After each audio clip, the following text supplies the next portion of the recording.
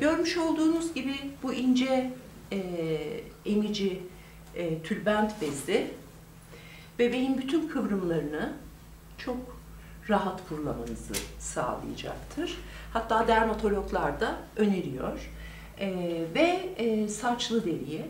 Bu arada unutmamanız gereken kurulamayı kulak arkaları. Çünkü bebeklerde kulak arkaları iyi kurulanmadığı zaman mantar oluyor, kızarıyor, sulanıyor ve mantar oluyor.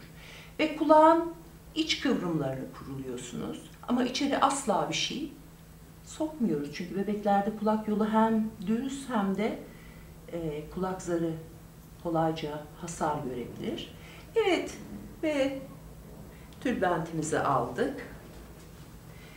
Cildinin kuruluğuna göre cildine nemlendirecek bir yağ veya losyon sürebilirsiniz. Ama baktınız ki cildi çok iyi ve herhangi bir şey sürmenize gerek yok. Demek ki cildin kendi yağ ve nemi sağlayan dokusunun fonksiyonu artık devreye girmiş. Evet, bebeğinizin bezini yerleştirirken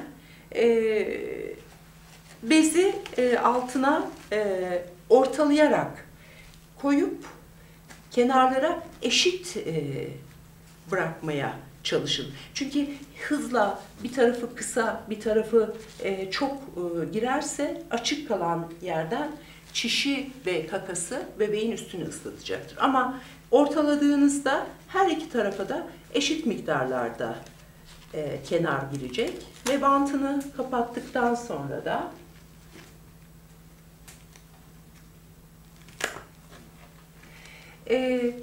bu parçayı daima dışarı çevirin. İçeri çevirdiğiniz takdirde kızartı olabilir cildinde. Dışarı çevirdiğiniz zaman bu bebeği rahatsız etmeyecektir. Evet ve body giydiriyorum. Body hem zıbın hem kilot olarak tek parça çamaşır ve bebeğinizin üstüne giydirdiğiniz tulumu içeride body'nin kat yapmamasını sağlıyor. Ama eğer altsız bir zıbın giydirirseniz üstüne tulum giydirdiğiniz için bebeği sürekli kucağınıza aldığınızda tulum yukarı doğru sıyrılacak ve o katlarda bebeği rahatsız edecektir. Bebeğinizin önce başını geçiriyorsunuz. Daha sonra kollarını takarken yumruklarını bebekler bazen açıyorlar. O esnada da parmakları giysinin kollarına takıldığı için giydirmekte zorluk yaşıyorsunuz. Pratikçe şunu yapabilirsiniz. Giysinin koluna parmaklarınızı takarak elinden tutup rahatça giydirebilirsiniz. Aynı şekilde diğer tarafı da. Evet sana. Aferin benim oğluma.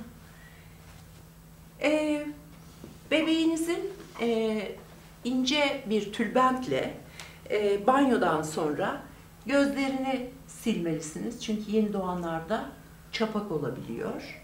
İçten dışa doğru bir kere de siliyoruz. Ve emzirmek üzere hazırlığa başlamadan önce de mutlaka her akşam ağzını kontrol edin. Ve banyo sonrası yapabilirsiniz bunu. Eğer ağzında beyaz noktacıklar görürseniz bu yeni doğanlarda mantar oluşumu halk arasında pamukçuk diye tabir edilir bu mantar.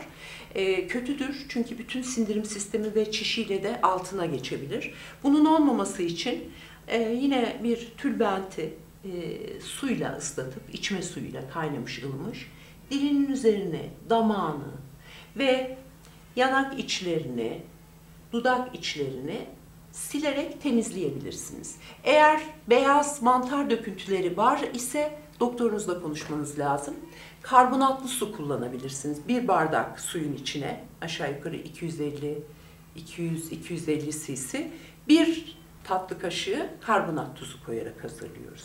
Bebeğimizin ağzını silerken aynı zamanda ağız içini de kontrol ediyoruz. Çünkü bebeklerin mikozalarında henüz yeterli bakteri florası oluşmadığı için koruyucu mantar oluşumları başlayabilir ve bu beyaz döküntüler halinde başlayıp bütün ağız içine de yayılır. Halk arasında buna pamukçuk derler.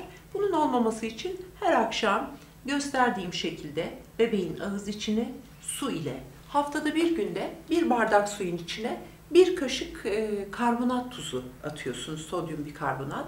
Erik haline getiriyor ve onunla siliyorsunuz. Böylece mantar oluşumunu önlüyoruz ama gördüğünüz ağzında beyaz noktacıklar var.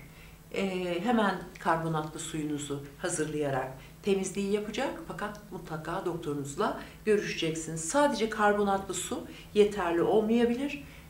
Mantar çok ısrarcıdır. Doktorun da önereceği bir ilaç olabilir.